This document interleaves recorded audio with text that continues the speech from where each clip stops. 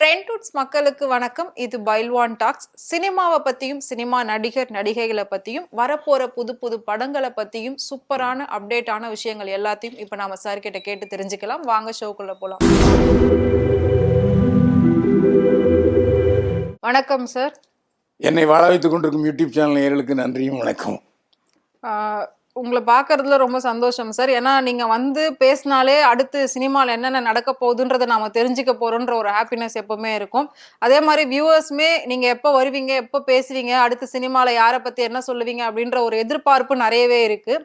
இப்போ மக்கள் எல்லாருமே எதிர்பார்த்துட்டு இருக்கிறது, எல்லாரோட கண்ணுமே இருக்கக்கூடிய ஒரே ஒரு நடிகர் தலைவர் அப்படின்னே சொல்லலாம், விஜய் மேலதான். அவரோட படம் வந்து ரிலீஸ் ஆக போகுது. அதுக்கு மிகப்பெரிய ஒரு எதிர்பார்ப்பு இருக்கு. ஒரு பாட்டு ரிலீஸ் ஆகி கொஞ்ச நேரத்திலேயே பல மில்லியன் வியூஸை வந்து தாண்டுச்சு அப்படின்னு சொன்னாங்க. ஸோ இப்போ அந்த படத்தை பத்தின அப்டேட்ஸ் கண்டிப்பா உங்களுக்கு தெரியாம இருக்காது சார். இது வந்து விஜய் ரசிகர்களுக்கு மிகப்பெரிய ஒரு ட்ரீட்டா இருக்கும்னு நினைக்கிறேன் நீங்க சொல்ல போற விஷயம். ஸோ என்னென்ன விஷயங்கள் இருக்கு? இது வந்து அதிகாரப்பூர்வமான அறிவிப்பு. சமீபத்தில் ஜனநாயகன் இசை வெளியீட்டுள்ள கேன்சல், ரத்து, விஜய்க்கு மூக்கறுப்பு அப்படி நிறைய இஷ்டத்துக்கு உருட்டி விட்டாங்க, ரீல்ஸை போட்டாங்க. இது அதிகாரப்பூர்வம் அறிவிப்பு. ஜனநாயகன் படத்தினுடைய இசை வெளியீட்டு விழா டிசம்பர் 27 நடக்கிறது. ஆனால் தமிழகத்தில் இல்லை, மலேசியாவில் நடக்குது. அதாவது மலேசியாவில் இசை நிகழ்ச்சியோட ஜனநாயகனுடைய இசை வெளியீட்டு நடக்குது. இதுக்கு டிக்கெட் எவ்வளவு தெரியுமா? குறைஞ்ச விலை டிக்கெட் 2500 ரூபா, அதிகபட்ச விலை 15,000 ரூபா. இந்த மாதிரி மலேசியாவில் எந்த விழாவுக்கும் டிக்கெட் போட்டதே இல்லை. ஒன்று. அது மட்டும் இல்லை, இந்த விழாவில் 35 பாடல்கள், 35 பாடல்கள் விஜயோட பாடல்கள் ஆமா ஒளிபரப்புறாங்க. அதாவது ஆர்கெஸ்ட்ரா போட்டு ஒளிபரப்புறாங்க. ஸோ அதிகமாக அது காலையிலேருந்து தொடங்குதா மத்தியானம் 2 மணிக்கு தொடங்குதாங்கிறது தெரியல. ஆனால் விஜய், இயக்குனர், நடிகர் நடிகைகள் எல்லோருமே ஸ்பெஷல் ஃப்ளைட்டில் போகிறாங்க. அன்னைக்கு அந்த விழாவில் கலந்துக்கிறதுக்காக சென்னையிலேருந்து 4-5 ஃப்ளைட்டு மலேசியாவுக்கு விடுறாங்க. ஓசில இல்லை, காசு தான். எவ்வளோ டிக்கெட் போடுறாங்களா அது போய் பார்த்துட்டு வர்றதுக்கு அவ்வளோ. ஏன்னா இந்த அளவுக்கு இதுவரைக்கும் மலேசியாவில் டிக்கெட் போட்டதில்லை. அந்த அளவுக்கு ரெக்கார்ட் பிரேக் பண்ணியிருக்காரு விஜய், அதில் எந்த சந்தேகமே இல்லை. அதனால் அந்த லைவ் டெலிகாஸ்டிங் பண்ணுறாங்களா இல்லை அதை எடுத்து மறுபடியும் இங்கே டெலிகாஸ்ட் பண்ணுறாங்களா, அதுக்கும் தனியாக வருமானம் வருது. அதனால் ஜனநாயகன் படத்துக்கு ரஜினி கூட இங்கேருந்து ஸ்பெஷல் ஃப்ளைட்டில் போனார் மலேசியாவில், அது கூட இவ்வளவு கிடையாது. முதல் தடவையாக எவ்வளவு 2,500 ரூபாயிலிருந்து 14,500 ரூபா வரைக்கும் டிக்கெட்டு. ஓகே, ஆமாம். அது மட்டும் இல்லாமல் வழக்கமாக வந்து ஒரு பெரிய படத்தை பார்த்தீங்கன்னா ஒன்று சன் பிக்சர்ஸ் வாங்குவாங்க, எல்லாம் ரெட் ஜெயண்ட் வாங்குவாங்க. இப்போ ரெண்டுக்குமே கிடையாது. சன் பிக்சர்ஸ் விலையெல்லாம் கேட்டாங்க, கேட்டு தயாரிப்பாளர் கூட அப்படியே நெளிஞ்சு கொடுத்துடலான்னாரு. ஆனால் விஜய் வேண்டாம், அது நல்லா இருக்காது. ஏன்னா நாம் தமிழ்நாடு டிக்கெட்டில் நான் தொடங்கியிருக்கேன். இந்த சமயத்தில் அவங்க நல்லது செஞ்சாலும் செய்யலாம், வேறு மாதிரி எதிர்மறை விளைவுகளும் ஏற்படலாம். அதனால் வேண்டாம். முதல் முறையாக விஜய் படம் அந்தந்த ஏரியா விநியோகத்தை கொடுத்துட்டாங்க. 5 விநியோகஸ்தர்கள்ட்ட கொடுத்துருக்காங்க. அந்த 5 விநியோகஸ்தர்கள் மொத்தம் 105 கோடி ரூபா வந்துருச்சு. இப்போது கல்லா கட்டியாச்சு 105 கோடி ரூபா. ஆனால் இது 130 கோடி ரூபா வசூல் பண்ணாதான் அவங்களுக்கு லாபம் கிடைக்கும் விநியோகஸ்தர்களுக்கு. விநியோகஸ்தர்கள் பேர் வேணா கூட அறிவிச்சிருக்காங்க. சென்னை, செங்கல்பட்டு, வட ஆற்காடு, தென் Arcot, NSC and Chennai city release வந்து எஸ் பிக்சர்ஸ் நிறுவனம் வாங்கியிருக்கு. கோயம்புத்தூர் உரிமையை மன்னார் ஃபிலிம்ஸ் வாங்கியிருக்கு. அதே மாதிரி திருநெல்வேலி மற்றும் கன்னியாகுமரி ஏரியா உரிமையை பிரதாப் வாங்கியிருக்கிறாரு. சேலம், திருச்சி மற்றும் மதுரை ஏரியா உரிமையை 5 ஸ்டார் செந்தில் வாங்கியிருக்கிறாரு. இது நீண்ட இடைவெளிக்கு பிறகு விநியோகஸ்தர்களுக்கு ஒரு ஜாக்பாட் மாதிரி. ஏன்னா விநியோகஸ்தர்கள் தொழிலே இல்லாமல் போயிடுச்சு. ஏன்னா இவங்க ரெட் ஜெயிண்ட்டை கொடுக்க வேண்டியது, சன் பிக்சர்ஸ் கொடுக்க வேண்டியது அவங்களுடைய தியேட்டரில் போட்டுருவாங்க. ஸோ ஒட்டுமொத்த விநியோகஸ்தருடைய தொழிலையும் ரெட் ஜெயிண்ட்டும் சன் பிக்சர்ஸும் பறிமுதல் பண்ணிட்டாங்க, அப்படிதான் சொல்லணும். முதல் தடவையாக விஜய் வந்து மறுபடியும் அந்த ஏரியா வைஸ் வித்திருக்காரு. அதுவும் பெரிய பாராட்டுக்குரிய விஷயமா தெரியுது. இப்ப எந்தெந்த நடிகர்கள்லாம் சார் அவங்க போறதுக்கான வாய்ப்பு இருக்கு? ஏன்னா இது விஜயோட கடைசி படம், கடைசி விழா. ஒரு நடிகரா அவர் இல்ல வந்து நடித்த send off பண்றதுக்கு. எல்லா நடிகர் நடிகைகளும் வர்றாங்க. ம், அதுல எந்த சந்தேகமே இல்லை. அதுல நடிச்ச நடிகர் நடிகைகள் எல்லாருமே ம். அந்த விழாவுக்கு வர்றாங்க இல்ல அப்படிங்கிற. அது இல்லாம பெரிய ஆட்கள் யார் போறா? இப்ப ரஜினி, கமல் இவங்கள மாதிரி ஆட்கள்ல யார் போவா? இல்ல இல்ல அது யாரும் போகல. என்ன காரணம்னா அது மியூசிக் கன்சர்ட்டா வேற இருக்கு. ம், ஸோ இங்கிருந்து அந்த ரஜினி கமல் யாரும் போனா விஜயோட மரியாதை குறைஞ்சிருங்க. ம். ஸோ அது எப்படி சார்? அங்க ஹீரோ யாரு? விஜய் தான். ஆமா. இப்போ ரஜினி போனா அவரு ஹீரோ ஆயிடுவாரு, கமல் போனா அவரு ஹீரோ ஆயிடுவாரு. ஓ, ஸோ அதுக்காக விஜய் தான் அங்க டாப். ஓ. அதனால மற்ற பிற நடிகர்கள் யார் வந்து அழைக்கிற மாதிரி இல்லைன்னு நினைக்கிறேன் இந்த ம், வரைக்கும். ம், ம். இனிமேல் அப்படி நடக்காதுன்னு தான் நினைக்கிறேன். ஏன்னா விஜய் மற்றும் அந்த படத்தில் நடித்த கதாநாயகன், கதாநாயகி, வில்லி, இசையமைப்பாளர், ஒளிப்பதிவாளர், இயக்குனர் வந்தாலே போதும். ம். அவங்க நிறைய விஷயங்களை அதில் சொல்லுவாங்க, இன்ட்ரெஸ்டிங்கான விஷயங்களை. ஸோ அதனால் அந்த விழா நிச்சயமாக களை கட்டிடும். ஓகே. சோ நீங்க போறதுக்கான வாய்ப்பு இருக்கா சார் அதுல? இல்லை ஒருவேளை அந்த படத்தினுடைய தயாரிப்பாளர் சரி இங்கேருந்து பத்திரிகையாளர்களை கூட்டிகிட்டு போனாங்கன்னா ம், அந்த பத்திரிகைக்காரங்க கூட நானும் போகிறதுக்கு வாய்ப்பு இருக்குது. ஆனால் விஜய் தான் இப்போ எந்த பத்திரிகையாளர்களையும் அவர் மதிக்கிறது இல்லையே. ம். ப்ரெஸ் மீட்டே பண்ணுறது இல்லை. ஆமா. ஸோ இங்கேருந்து பத்திரிகைக்காரங்க போனாங்கன்னா அவனை மறித்து கச்சாமச்சின்னு கேள்வி வைப்பாங்க. ம், ஸோ அதுவும் நிச்சயமாக இருக்காது. ம். இங்கேருந்து பத்திரிகையாளரை கூட்டு போகிறதுக்கான வாய்ப்பே இல்லை. ஏன்னா பத்திரிகையாளர்களை கண்டால் தான் பயப்படுறாரா விஜய். ஆமா. இவங்க இங்கேருந்து போயிட்டு சும்மா இருப்பாங்களா? சும்மா நேரத்துக்கு வாயை கலரும் அவர் இப்படியே கொண்டுட்டு போவார். தேவையா இது? ஓகே. அதனால் பத்திரிகையாளர்களை இங்கிருந்து மலேசியாவுக்கு கொண்டு செல்லும் திட்டம் இப்போதைக்கு இல்லை. ஓகே. ஓடிடி ரிலீஸ் சார் அது பத்தி ஏதாவது ஒரு இல்லை இன்ஃபர்மேஷன் ஓடிடி இன்னும் கொடுக்கல. ம், அது கொஞ்சம் ஏன்னா எப்படியும் இது ஒரு 2 மாதம் கழித்து தான் ஓடிடியில் ரிலீஸ் ஆகும். ஆமா. ஸோ அந்த கண்டிஷன்லாம் என்ன ஏதுன்னு தெரிஞ்சு தான் அவங்க வந்து ஓடிடியில் ரிலீஸ் பண்ணுவாங்க. ஏன்னா உடனே ஓடிடி கொடுக்க மாட்டார். ம், எப்படியும் இந்த ஜனவரி மாதம் ரிலீஸ் ஆகுது இல்லையா? ம். பொங்கலுக்கு முன்னாடி ரிலீஸ் ஆகும்னு நினைக்கிறேன். 11ஆம் ரிலீஸ் ஆகுது. அது ஒரு 2 மாதம் கழித்து தான் ஓடிடியில் இதாகும். அது அப்புறம் தான் சொல்லுவாங்க. ம், ம். ஏன்னா இது வரைக்கும் ஓடிடி பற்றி தகவல் எதுவும் இல்லை. இல்ல. அதுமாதிரி டெலிவிஷன் ரைட்ஸ் பற்றிய தகவலும் இது வரைக்கும் இல்லை. ஓகே. அதெல்லாம் எக்ஸ்ட்ரா வருமானம். ம். படத்தோட எதிர்பார்ப்பு அப்படின்றது மக்கள் கிட்ட இப்ப எவ்வளவு இருக்கு சார் நீங்க பாக்கும்போது? அதாவது உங்களுக்கு இந்த எப்படி படம் டோட்டலி அவருடைய அரசியல் கொள்கைகளை மக்களுக்கு சொல்கிற மாதிரியான ஒரு முழுக்க அரசியல் படம் தான்.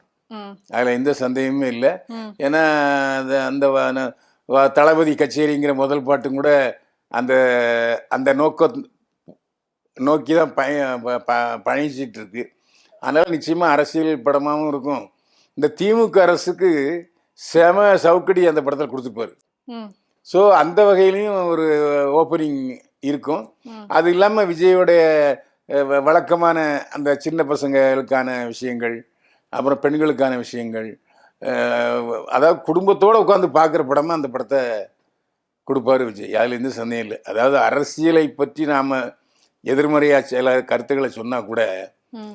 இந்த விஷயத்தில் சன்னாயன் படம் அந்த படம் நிச்சயமாக சக்ஸஸ் ஆகும். எல்லாருமே பார்க்கக்கூடிய படமாக இருக்கும். ஓகே. சோ விஜய வந்து நம்ம நடிகரா பார்க்கக்கூடிய கடைசி படம் தியேட்டர்ல. அப்படி நான் சொல்லவே மாட்டேன். ஏற்கனவே பல முறை சொல்லியிருக்கேன். நிச்சயமாக ஜனநாயகம் படம் அவருடைய கடைசி படம் அல்ல. தேர்தலுக்கு பிறகு அவர் நிச்சயமாக கோட்டைக்கு போக மாட்டார், கோடம்பாக்கத்து தான் போவார். இப்போ அந்த ஜனநாயகன் விழா வந்து மலேசியால நடக்குதுன்னு சொன்னீங்க சார். அப்ப இங்க இருக்க ரசிகர்கள்லாம் என்ன பண்ணுவாங்க? எதுக்காக அங்க போய் நடக்குது? அங்க அதுக்கான காரணம் என்ன? முதல் காரணம் டப்பு, காசு. ம். அந்த விழாவில் ஒரு பல்க் அமௌண்ட் கிடைக்குங்க. அங்க போனா. ஆமாம், அது ஒரு தயாரிப்பாளருக்கு ஒரு வருமானம் ஒன்று.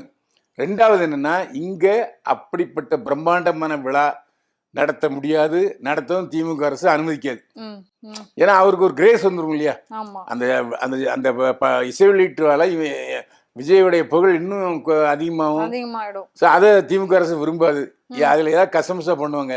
ம். எதுக்கு நாம் பேசாமல் மலேசியாவில் போய் நடத்திப்போம் இப்ப அங்கே. அவங்க அந்த கவர்மெண்ட் கிட்ட பெர்மிஷன் வாங்கி தான் நடத்தும். ஆமாம் ஆமாம் ஆமாம், அந்த கவர்மெண்ட்டு சிவப்பு கம்பள வரவேற்பு விஜய்க்கு கொடுக்குது. ஓ, அப்போ அந்த பாதுகாப்பு இந்த திமுக காரணம் வச்சுதான் அவர் வந்து அங்க ஆமாம், பண்றாரு. வேற காரணமே கிடையாது. ஏன்னா ரொம்ப அதாவது 50,000 பேருக்கு மேல வந்தாச்சுன்னா ரொம்ப கெடுபிடிகள், ஆமா. குழந்தைகள்லாம் வரணுங்கிறது. இங்க வந்து நீங்க வந்து காசு கேட்க முடியாது, ஃப்ரீயா தான் நடத்தணும். ஆமா. ஸோ அங்க போயிடுச்சான்னா காசும் வருது, நிரந்தரமான ஒரு பாதுகாப்பு எல்லாம் அவங்க பண்ணிடுவாங்க. இந்த மாதிரி அதாவது மலேசியா நாட்டுல தமிழ்நாடு மாதிரி அடிப்படி போக்குவரத்துலாம் இருக்காது. ஏன்னா சேரை போட்டு கிளீனா டிக்கெட் கொடுத்து ஆமா.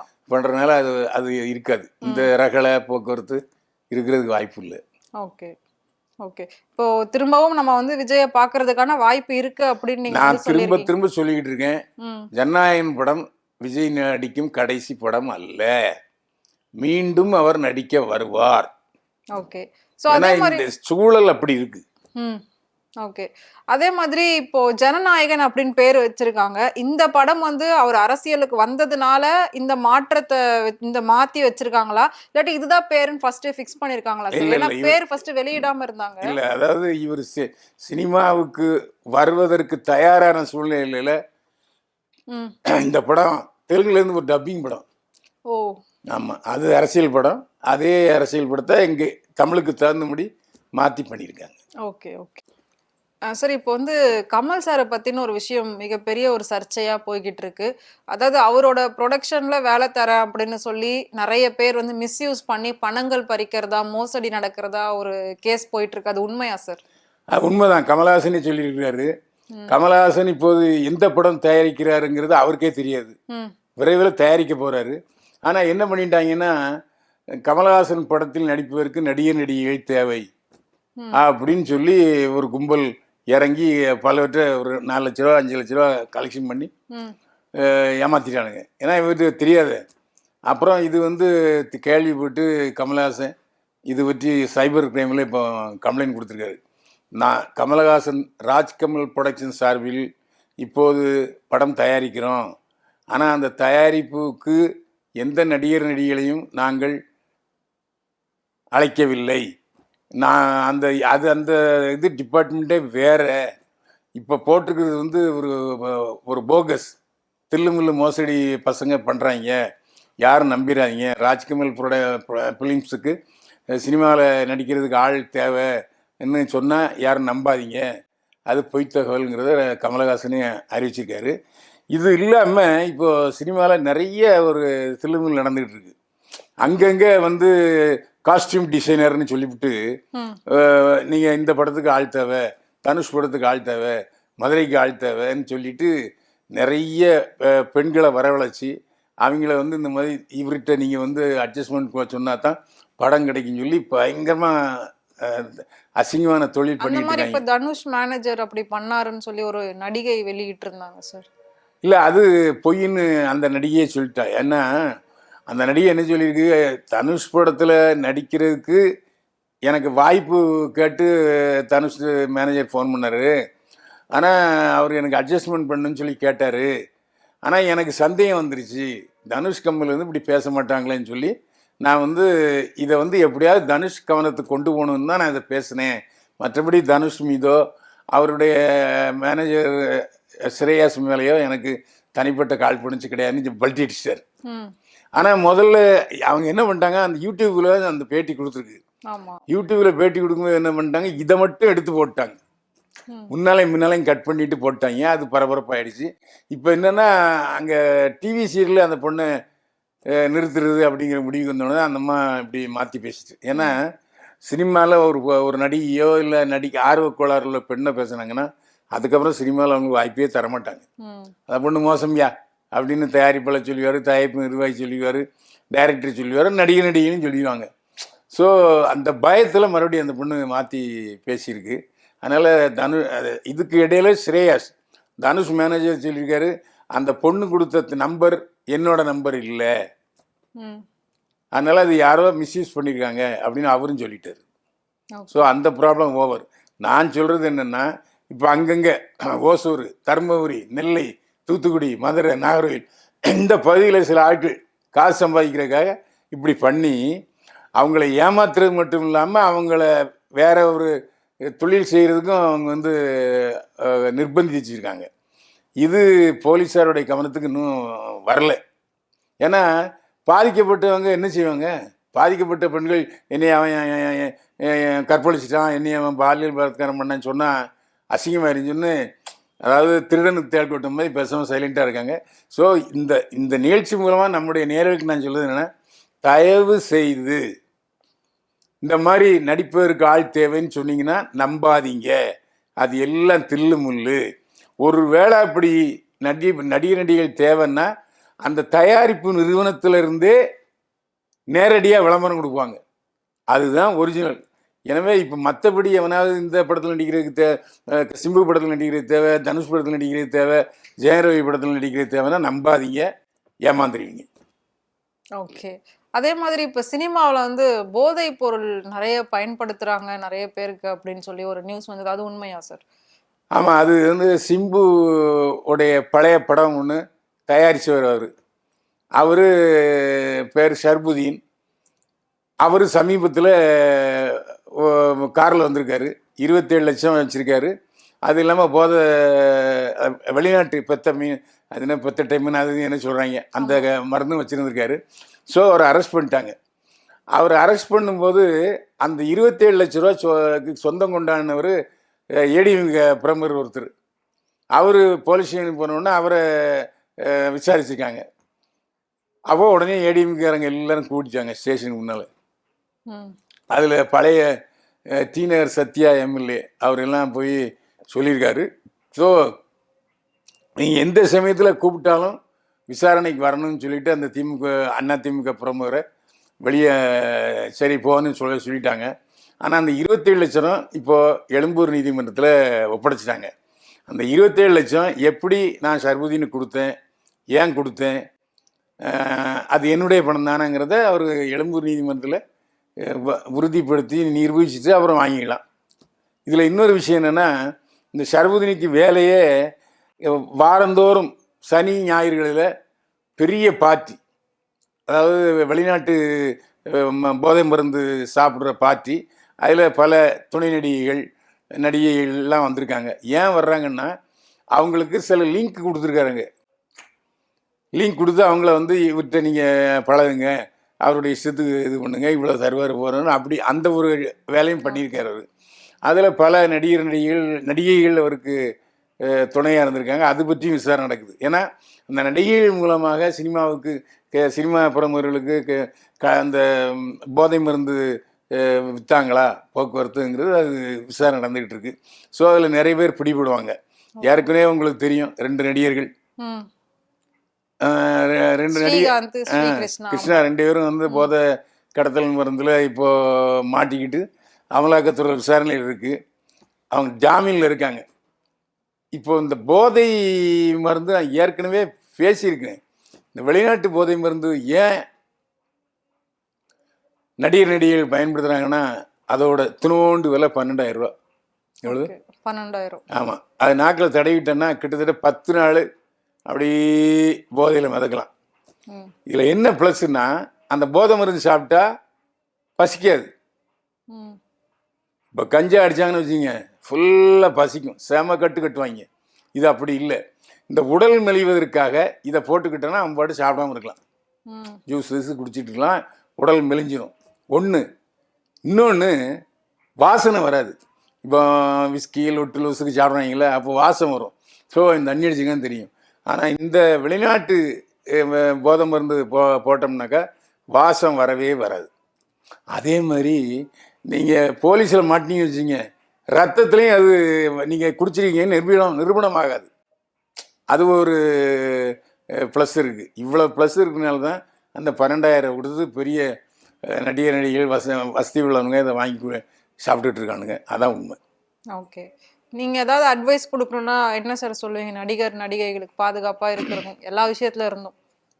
நடிகைகள் இந்த போதை மருந்து சாப்பிட்றதுனால நரம்புகள் வீக் ஆயிரும். சமீபத்தில் அபிநயின்னு ஒருத்தர் செத்து போனார் தெரியுமா? ஆமாம், அந்த மாதிரி ஆயிரும். ஏன்னா ஏற்கனவே இந்த போதை இப்போ பிராண்டி விஸ்கி லொட்டு எல்லாமே கல்லீரலை காலி பண்ணிடும். கல்லீரல் டிரான்ஸ்போர்ட்டேஷன் பண்ண முடியாது, முத்திர கட்டத்துக்கு போயிடும் அது. ஆனால் இது வந்து நரம்பு தளர்ச்சி ஆகி மூளை வரைக்கும் பாதிக்கப்படும். எனவே இது நடிகர்களும் பயன்படுத்தக்கூடாது, வசதி உள்ளவங்க அது ஃபேஷனாக பண்ணிகிட்டு இருக்காங்க, அது வேண்டாம். ஏன்னா நீங்களே விஷத்தை திங்கிற, காசு கொடுத்து விஷத்தை திங்கிறதுக்கு சமம். அதனால் இந்த மெத்தப்பட்டமைன்லாம் சொல்கிறாங்க, அதெல்லாம் வாங்கி டெஸ்ட்டு கூட பண்ணாதீங்க. ஏன்னா அது ஆரம்பத்தில் அப்படி தான் இருக்கும், அப்புறம் அப்படியே அடிமையாயிருவீங்க.